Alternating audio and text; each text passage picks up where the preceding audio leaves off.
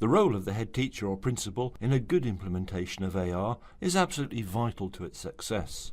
The non-negotiables, as we call them, are reliant on that support. Accelerated Reader has 5 cornerstones: the active role of the head teacher or principal, an appropriately stocked and indexed library of books, provision for daily reading in school time, active teacher involvement in supporting students' reading, ongoing professional development and training for staff involved in delivering and supporting AR. Once AR gets started properly, students will devour books. Their reading skills will improve, and the school may need to extend certain sections of the library stock to support this growth. The SLT needs to ensure that sufficient funding is made available for the book stock to be extended.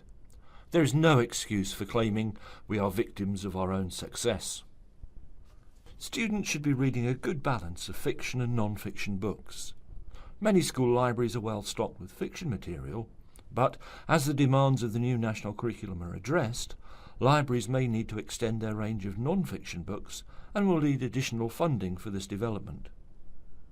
Some schools claim that AR is not working for them, and when we begin to question how AR is used in the school, we find that most reading time is set as homework.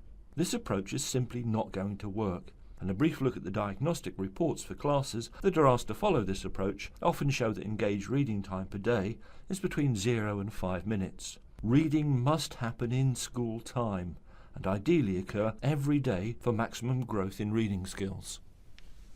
Remember that students need a certain amount of practice for their reading skills to grow. As with all types of practice, it must be planned so it becomes a routine part of the day.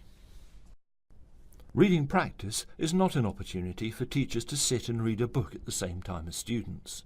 Their role is not about modelling reading behaviour. Without teacher attention, feedback and support, students won't achieve maximum growth as readers.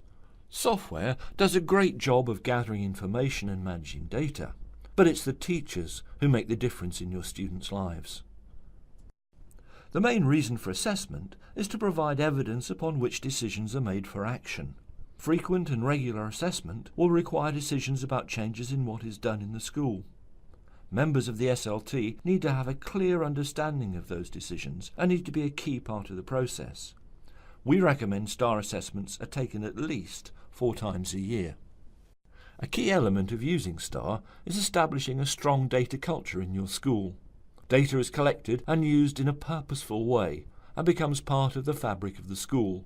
Setting up data teams is vital.